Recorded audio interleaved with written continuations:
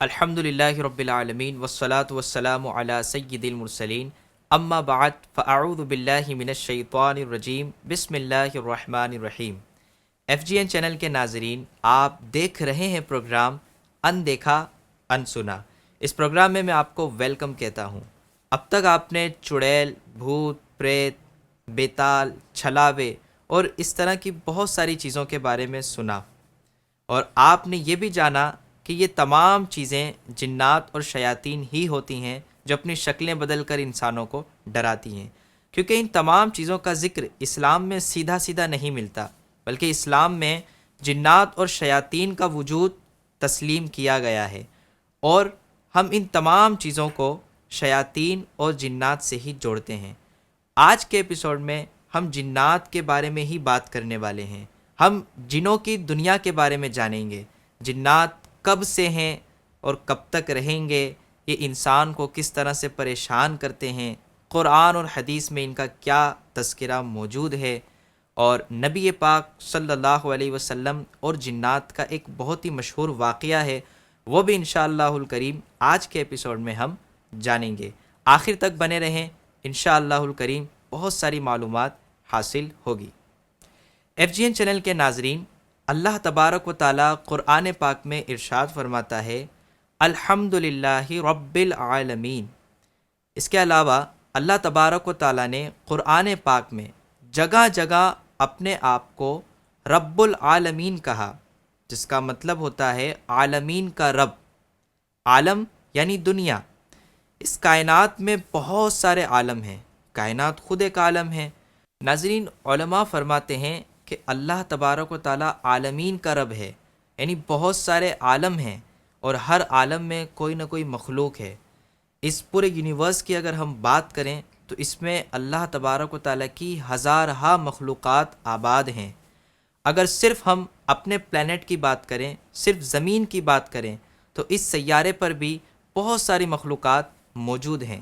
کچھ تو وہ ہیں کہ جنہیں ہم دیکھ سکتے ہیں، جیسے جانور، چرندے، پرندے، اور کچھ مخلوقات وہ ہیں جنہیں ہم دیکھ نہیں سکتے لیکن محسوس کر سکتے ہیں، جیسے ہوا، یہ بھی اللہ کی مخلوق ہے، خوشبو محسوس کی جا سکتی ہے، اور بھی بہت ساری چیزیں ہیں۔ لیکن کچھ مخلوقات وہ بھی ہیں کہ جنہیں ہم بالکل نہ تو دیکھ پاتے ہیں، نہ سن پاتے ہیں، نہ محسوس کر سکتے ہیں۔ کبھی کبھی اللہ چاہتا ہے تو ان کے وجود کا احساس ہو جاتا ہے۔ اس مخلوق کا نام ہے جن۔ آج انشاءاللہ الکریم ہم جنوں کی دنیا پر بات کریں گے۔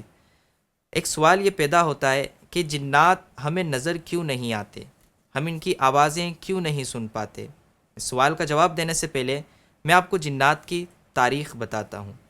اللہ تبارک و تعالیٰ نے انسانوں سے پہلے اس دنیا میں جناتوں کو پیدا کیا۔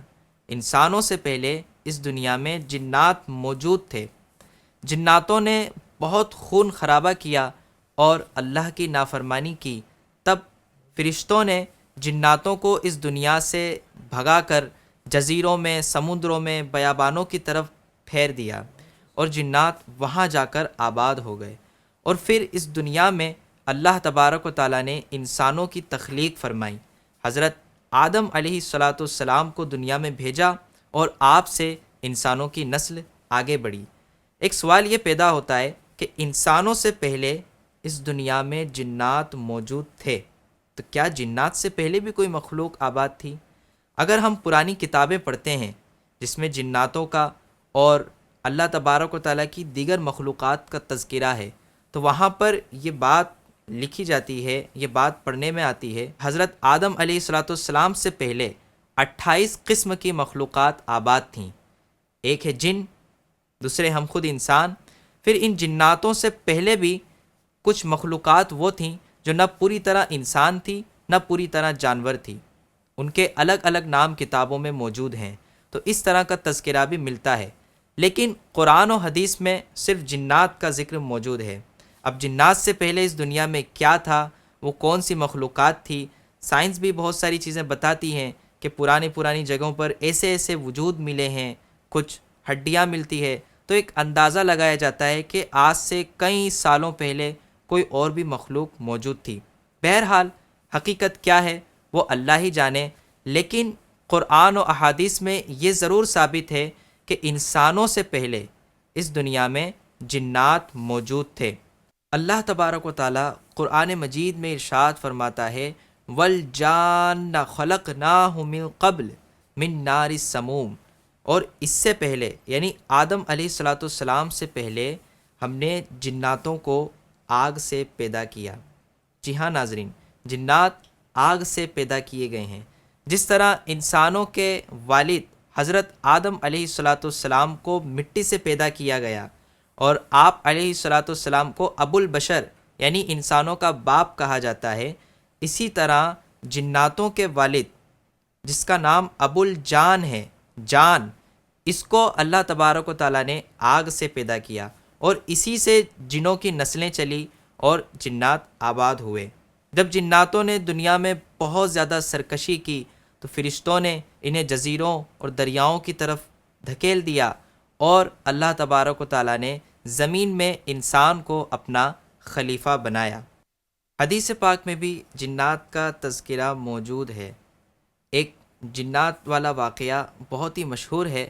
حضرت عبداللہ بن مسعود رضی اللہ تعالیٰ عنہ فرماتے ہیں کہ ایک مرتبہ نبی پاک صلی اللہ علیہ وسلم اپنے صحابہ کے درمیان موجود تھے۔ نبی پاک صلی اللہ علیہ وسلم نے ارشاد فرمایا کہ میں چاہتا ہوں جناتوں کو قرآن سناؤں، کون میرے ساتھ چلے گا؟ صحابہ خاموش، کوئی جواب نہیں۔ نبی پاک صلی اللہ علیہ وسلم نے پھر فرمایا کہ کون میرے ساتھ چلے گا؟ پھر سے کوئی جواب نہیں آیا، تمام صحابہ خاموش تھے۔ تیسری مرتبہ نبی پاک صلی اللہ علیہ وسلم نے پھر ارشاد فرمایا کہ میں جناتوں کو قرآن سنانا چاہتا ہوں، کون میرے ساتھ چلے گا؟ اس بار حضرت عبداللہ بن مسعود رضی اللہ تعالیٰ عنہ نبی پاک صلی اللہ علیہ وسلم کے ساتھ چلنے کے لیے تیار ہو گئے۔ آپ رضی اللہ تعالیٰ عنہ فرماتے ہیں کہ میں نبی پاک صلی اللہ علیہ وسلم کے ساتھ چلتا رہا، کوئی تیسرا شخص ہمارے ساتھ موجود نہیں تھا۔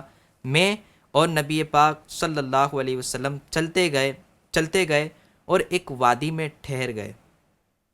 نبی پاک صلی اللہ علیہ وسلم نے اس وادی میں میرے لیے ایک دائرہ کھینچا، ایک سرکل بنایا اور مجھے کہا کہ اس سے باہر مت آنا۔ پھر نبی پاک صلی اللہ علیہ وسلم آگے کی طرف چلے گئے۔ یہ صحابی رسول حضرت عبداللہ بن مسعود رضی اللہ تعالیٰ عنہ فرماتے ہیں کہ نبی پاک صلی اللہ علیہ وسلم جیسے ہی آگے گئے تو میں نے دیکھا کچھ چیزیں آنے لگی، پرندوں کی طرح، گدھ کی مثل، کوئی کالے کالے سائے کی طرح کوئی چیز آ رہی تھی اور اس نے میرے اور نبی پاک صلی اللہ علیہ وسلم کے درمیان گویا کہ پردہ کر دیا۔ صحابی رسول فرماتے ہیں کہ نبی پاک صلی اللہ علیہ وسلم مجھے نظر نہیں آ رہے تھے اور کافی زیادہ شور ہو رہا تھا۔ نبی پاک صلی اللہ علیہ وسلم کے حوالے سے مجھے ڈر لگنے لگا کہ آخر وہ کہاں پر ہیں، کیونکہ ان دونوں کے درمیان کوئی چیز حائل ہو گئی تھی۔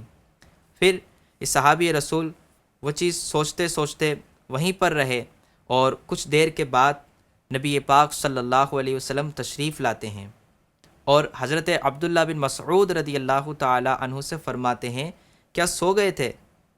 حضرت عبداللہ بن مسعود رضی اللہ تعالیٰ عنہ جواب دیتے ہیں کہ نہیں، میں سویا نہیں تھا، میں انتظار کر رہا تھا اور مجھے ڈر تھا کہ آپ صلی اللہ علیہ وسلم کو کہیں کچھ نقصان نہ ہو جائے۔ نبی پاک صلی اللہ علیہ وسلم نے ارشاد فرمایا کہ کیا تم نے کچھ دیکھا؟ تو صحابی رسول حضرت عبداللہ بن مسعود رضی اللہ تعالیٰ عنہ نے کہا کہ جی ہاں، میں نے کچھ چیزیں دیکھی، کوئی بڑے بڑے آدمی تھے جو بہت کالے سائے کی طرح ایک بڑی تعداد میں آ رہے تھے اور وہ آپ کے اور میرے درمیان حائل ہو گئے اور کافی زیادہ شور شرابہ ہو رہا تھا، اور میں نے یہ بھی دیکھا کہ آپ ان جناتوں کو اپنے عصا مبارکہ سے ڈانٹتے ہوئے کہہ رہے تھے کہ بیٹھ جاؤ۔ نبی پاک صلی اللہ علیہ وسلم نے فرمایا کہ جی ہاں، وہ نصیبین کے جنات تھے، کسی مقتول کا فیصلہ لے کر وہ میرے پاس آئے تھے، میں نے ان کے درمیان حق کا فیصلہ کیا۔ اور نبی پاک صلی اللہ علیہ وسلم نے یہ بھی فرمایا کہ اے عبداللہ بن مسعود، اگر تم اس دائرے سے باہر نکلتے تو تمہاری خیر نہ ہوتی، ان میں سے کوئی جن تمہیں نقصان پہنچا دیتا۔ تو ناظرین، احادیث میں بھی جنات کے بہت سارے واقعات موجود ہیں۔ ابلیس یہ بھی جناتوں میں سے ہے، قرآن میں بھی اس کا ذکر موجود ہے، اور یہی تمام جناتوں کا سردار ہے۔ جناتوں میں بھی ہماری طرح مرد و عورت، میل فیمیل یہ موجود ہوتے ہیں۔ ان میں کے جو مرد برے ہوتے ہیں انہیں شیطان کہا جاتا ہے، اور جو اچھے ہوتے ہیں وہ اچھے جنات ہوتے ہیں۔ اسی طرح ان میں عورتیں جو بری ہوتی ہیں انہیں چڑیل کا نام دیا جاتا ہے، اور جو اچھی ہوتی ہیں انہیں پری کہا جاتا ہے۔ تو جناتوں میں بھی اچھے اور برے موجود ہوتے ہیں۔ جنات کی خوراک کیا ہے؟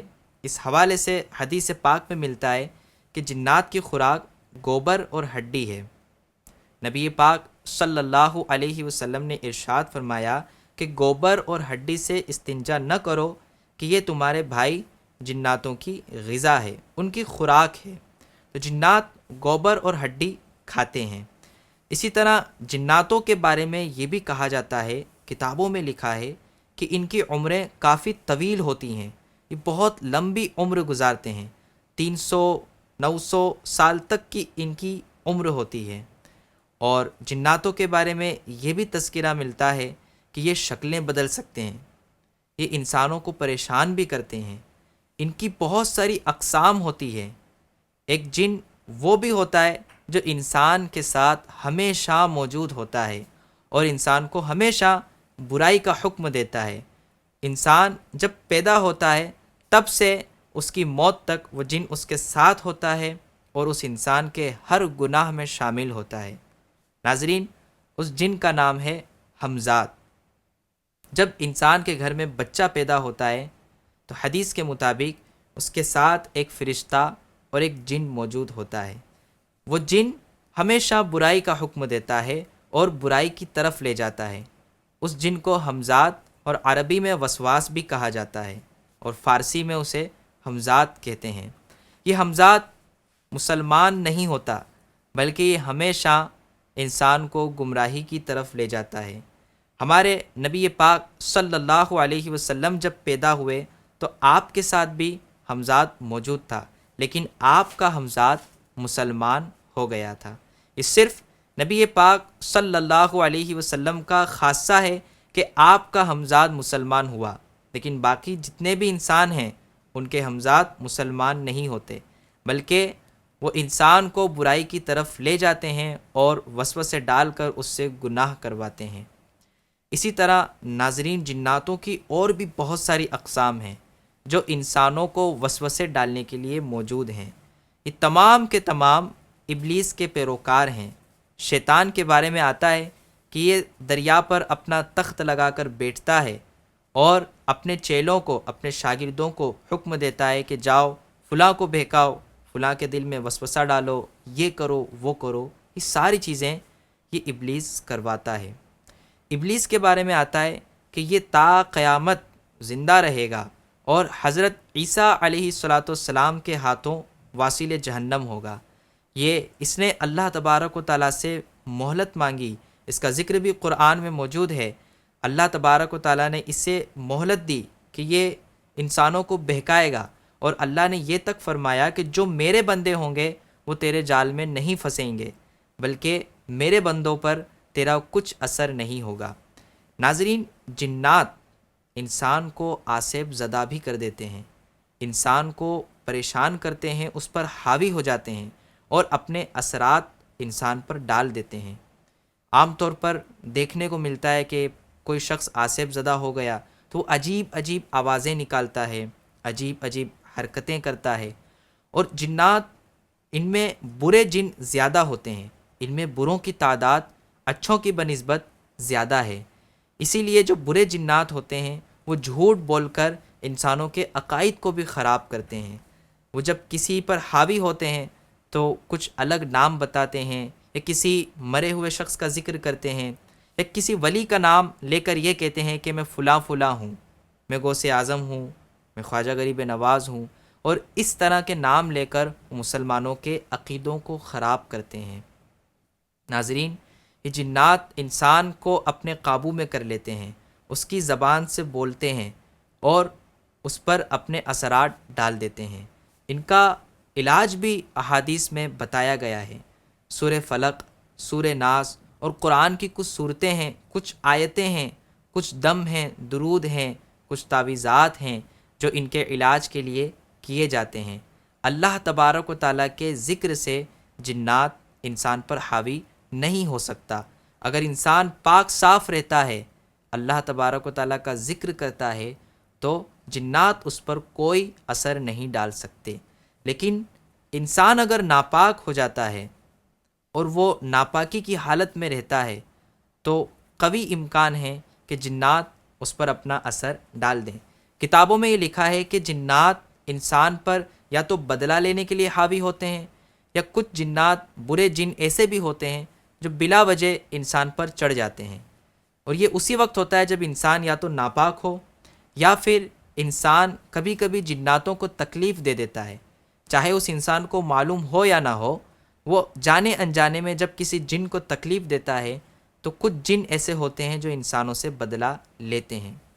ناظرین، کچھ لوگ ایسے بھی ہیں جو جناتوں سے دوستی کرتے ہیں۔ اب سوال پیدا ہوتا ہے کہ جنات سے دوستی کرنا کیسا؟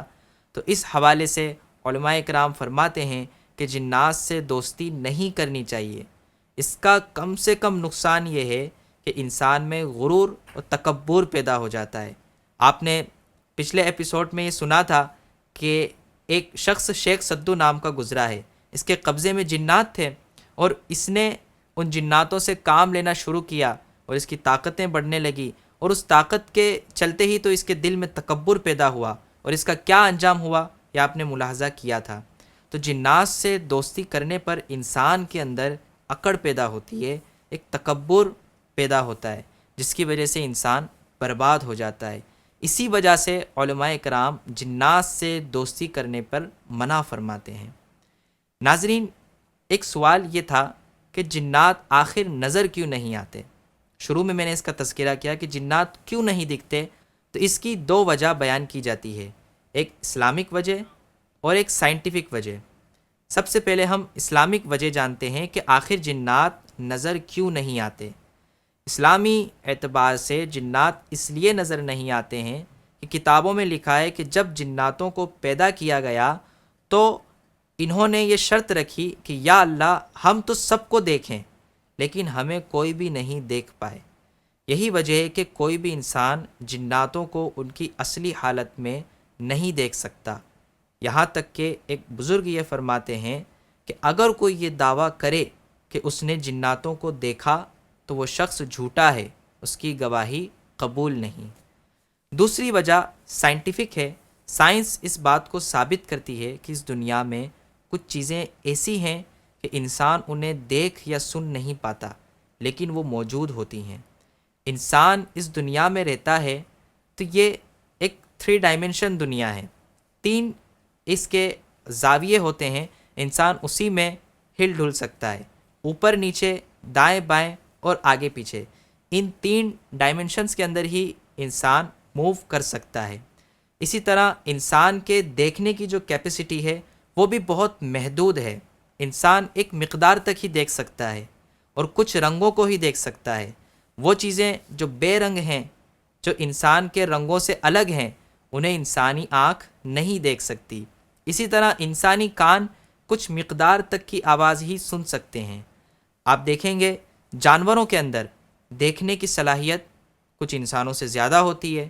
اسی طرح جانوروں میں بھی کچھ جانور ایسے ہیں جو رات کے وقت اتنا صاف دیکھتے ہیں کہ انسان دن کے وقت بھی اتنا صاف نہیں دیکھ پاتا۔ اسی طرح کچھ جانور ایسے ہیں جو چھوٹی سے چھوٹی ہلکی سی آہٹ یا سرگوشی کو بھی سن لیتے ہیں۔ تو اس سے ثابت یہ ہوتا ہے کہ انسان کے دیکھنے کا دائرہ محدود ہے، بہت ہی کم ہے۔ انسان اس دنیا کا سمجھ لیں کہ بہت ہی کم حصہ دیکھ پاتا ہے، اسی طرح بہت ہی کم حصہ سن پاتا ہے۔ لیکن بہت سی چیزیں ایسی ہیں جو انسان کے دیکھنے کے ویژن سے باہر ہیں، جو انسان کے دیکھنے کی صلاحیت سے باہر ہیں۔ جنات بھی انہی چیزوں میں سے ہے۔ کہا جاتا ہے کہ جنات جو اس دنیا میں 3 ڈائمنشنز ہیں، ان سے باہر کسی اور عالم میں موجود ہیں، کسی اور دنیا میں ہیں، ان کی اپنی ایک الگ دنیا ہے جس میں انسان نہیں جا پاتا، جس میں انسان نہیں دیکھ پاتا اور ان کی آوازوں کو نہیں سن پاتا۔ کبھی کبھار ایسا ہوتا ہے جب اللہ چاہتا ہے تو انسان کو جنات کے وجود کا احساس ہوتا ہے۔ آپ دیکھیے کہ قرآن پاک میں اللہ تبارک و تعالیٰ نے یہ ارشاد فرمایا کہ یہ جن تمہیں وہاں سے دیکھتے ہیں جہاں سے تم انہیں نہیں دیکھ پاتے۔ یہ جو لفظ استعمال ہوا ہے وہاں سے دیکھتے ہیں جہاں سے تم انہیں نہیں دیکھ سکتے، اس سے یہی سمجھ میں آتا ہے کہ یہ وہاں سے یعنی ان کی ایک الگ ڈائمنشن ہے، ایک الگ دنیا ہے، ایک الگ عالم ہے۔ یہ وہاں سے ہمیں دیکھ رہے ہیں کہ جہاں سے یعنی اس ڈائمنشن سے، اس دنیا سے ہم ان کو نہیں دیکھ پا رہے ہیں۔ اور اسی کو کہا جاتا ہے کہ جنات اور انسان کے درمیان ایک پردہ ہے، کیونکہ انسان کا دیکھنے کا سننے کا دائرہ محدود ہے، اسی لیے انسان کچھ چیزوں کا انکار کر بیٹھتا ہے کہ میں تو نہیں دیکھ پا رہا ہوں، میں نہیں سن پا رہا ہوں۔ اس کا مطلب یہ نہیں کہ وہ چیز موجود نہیں ہے، بہت ساری ایسی چیزیں ہیں جو ہم نہیں دیکھ سکتے، نہیں سن سکتے، لیکن وہ موجود ہیں۔ اور آج کے دور میں تو اسے سمجھنا اور بھی آسان ہو چکا ہے۔ آپ دیکھیے بہت ساری شعاعیں ہوتی ہیں جو ہماری فضا میں موجود ہیں، ہم انہیں دیکھ نہیں پاتے، سن نہیں پاتے، لیکن ان کے وجود کو مانتے ہیں۔ ٹھیک اسی طرح جنات کا بھی وجود ہے، ہم انہیں نہیں دیکھ سکتے، اس کی وجہ آپ نے سن لی کہ انسان کے دیکھنے کا دائرہ اور سننے کا دائرہ بہت ہی محدود ہے۔ ناظرین، یہ تھی جناتوں کے بارے میں باتیں، ان کی اپنی ایک دنیا ہوتی ہے۔ انسان جب مر جائے گا تو کہا جاتا ہے کہ حشر کے میدان میں انسان جناتوں کو دیکھ پائے گا، لیکن جنات انسان کو نہیں دیکھ پائیں گے۔ دنیا میں یہ معاملہ ہے کہ ہم جناتوں کو نہیں دیکھ سکتے، لیکن جنات ہمیں دیکھ رہے ہیں اور اب بھی دیکھ رہے ہیں۔ تو ناظرین، یہ جناتوں کی دنیا کی باتیں تھی۔ آگے اور بھی جناتوں کے حوالے سے ذہن میں سوال پیدا ہوتا ہے کہ کیا جنات سے نکاح کیا جا سکتا ہے؟ تاریخ میں اس طرح کے واقعات ملتے ہیں کہ انسانوں نے جناتوں کے ساتھ نکاح کیے ہیں۔ انسان اور جن کا آپس میں ملنا کیا یہ پاسبل ہے؟ اور جنات انسان کو کس حد تک پریشان کر سکتے ہیں؟ اسی طرح جنات دکھتے کیسے ہیں؟ کیا اسلامی تعلیمات میں کوئی ایسی چیز موجود ہے؟ کیا قرآن و احادیث میں کہیں تذکرہ ملتا ہے کہ جنات کی شکلیں کیسی ہوتی ہیں؟ اور جنات کی اور بھی کون کون سی اقسام ہیں؟ انشاءاللہ الکریم ان سب کے بارے میں ہم اگلے ایپیسوڈ میں بات کریں گے۔ اب تک کے لیے اتنا ہی، اپنا خیال رکھیں اور FGN چینل دیکھتے رہیے۔ صلو علی الحبیب صلی اللہ علی محمد صلی اللہ علیہ وسلم۔